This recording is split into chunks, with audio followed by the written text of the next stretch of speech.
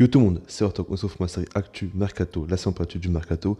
Et donc aujourd'hui, un épisode spécialement sacré au Paris Saint-Germain et aux deux gros joueurs qui risquent de recruter dans les prochaines semaines. Et ça paraît vraiment ultra intéressant. Mais voilà, avant de commencer la vidéo, déjà par rapport à mon style de miniature que j'ai changé, n'hésitez pas à me dire dans les commentaires ce que vous en pensez, ce que vous aimez ou non.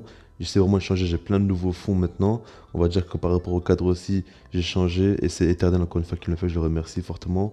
Et voilà quoi, le but c'est clairement par rapport à ce mercato et par rapport à l'euro de rafraîchir un petit peu la chaîne et de vous faire plaisir par rapport au Minia.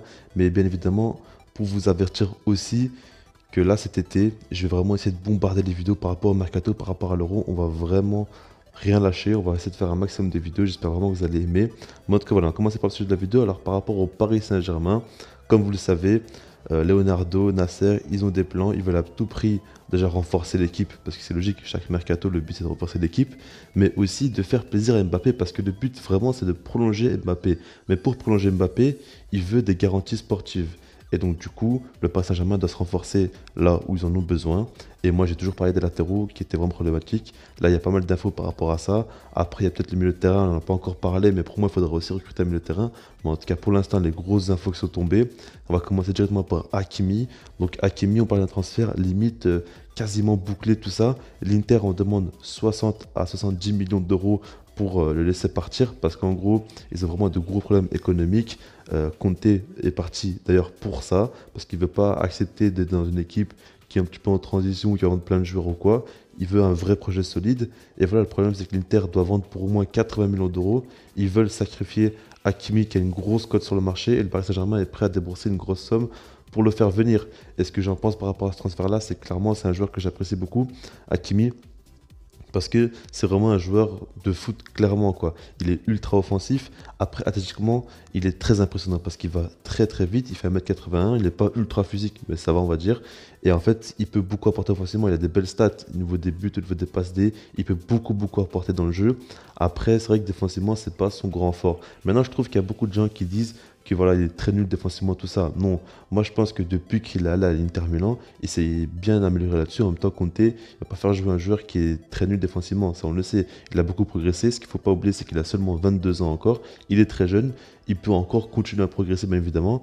Et c'est un joueur qui fait quand même des ravages. À Dortmund, il a fait 2 ans là-bas, il a été exceptionnel. Puis à l'Inter, dans un autre championnat complètement différent, tout ça, il a su rapidement s'adapter, être largement indispensable pour son équipe et puis progresser sur ses défauts, tout ça. Donc franchement, c'est un joueur quand même qui a un potentiel incroyable. Alors c'est vrai qu'il joue souvent en piston, enfin toujours en piston avec Dortmund, comme avec l'Inter, il a toujours joué en piston et c'est là où il a été le meilleur parce qu'il a pu apporter plus offensivement et être un petit peu plus tranquille défensivement. Mais moi je pense qu'il peut s'adapter dans une défense à 4 et apporter beaucoup. Pour moi, franchement, il n'y a aucun doute là-dessus. Il pourra largement réussir au Paris Saint-Germain et ce sera un super coup pour le PSG. Maintenant, on va passer à Théo Hernandez qui est le deuxième joueur. Et par rapport à lui, donc en gros, l'AC Milan demande au moins 40 millions d'euros pour le laisser partir. Et c'est possible clairement qu'il parte. Lui, il serait prêt à rejoindre le Paris Saint-Germain. Et ce sera encore une fois un énorme transfert. Après, Hakimi comme Théo Hernandez, c'est des infos qui viennent de tomber, comme quoi vraiment ça peut se faire les deux. Maintenant, il faut parler quand même des finances du club. Dépenser 60 à 70 millions pour Hakimi, plus minimum 40 millions pour Théo Hernandez, c'est quand même énorme. Va falloir que le PSG aussi vende tout ça. Je sais pas trop comment ils vont s'y prendre, mais en tout cas, voilà, c'est des infos qui sortent. Moi, j'en parle, je donne mon avis. Et pour moi, c'est pas impossible que le Paris Saint-Germain arrive à faire venir tous ces joueurs-là. Faut pas oublier qu'ils ont fait quand même une finale de Ligue des Champions, plus une demi-finale de Ligue des Champions, donc ça a rapporté quand même beaucoup de revenus.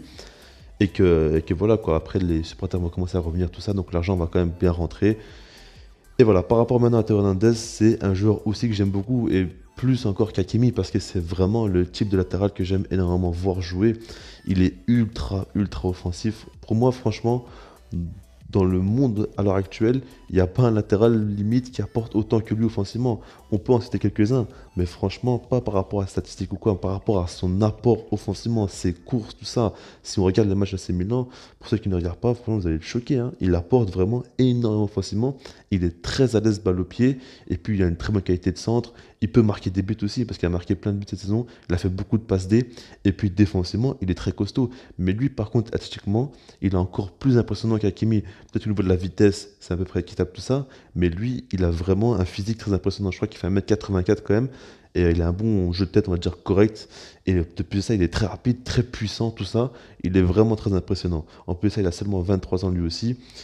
Et en fait, le fait est qu'il ne soit pas international français, ça aide beaucoup le Paris Saint-Germain parce qu'en gros, ils vont débourser une moins grosse somme pour lui.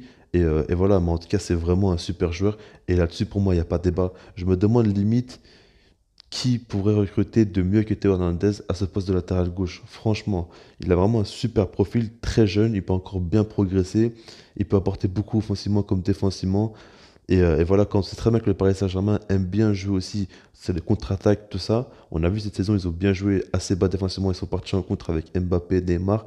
Imaginez-vous si maintenant ils ont Hakimi et Théo Hernandez, deux des latéraux les plus rapides au monde, ça va aller mais à 2000 à l'heure. Et franchement, ils vont commencer à faire très très peur. Mais en tout cas, voilà, je ne sais pas si ces deux transferts-là vont se réaliser. Mais en tout cas, moi, je vous dis clairement ce que j'en pense. Pour moi, ce serait deux transferts énormes.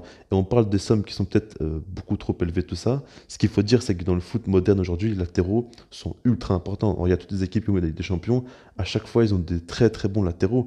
Et c'est pas un hasard. C'est vraiment que c'est ultra important dans le football moderne aujourd'hui d'en avoir. Et si le Paris Saint-Germain arrive enfin à se renforcer à ces postes-là, ça va leur faire énormément de bien. Donc pour moi, franchement, ce serait incroyable s'ils arrivent à le faire. Après, il faudra suivre dans les prochaines semaines. Mais en tout cas, voilà, donnez-moi votre avis dans les commentaires. Sinon, moi, je vous dis peace.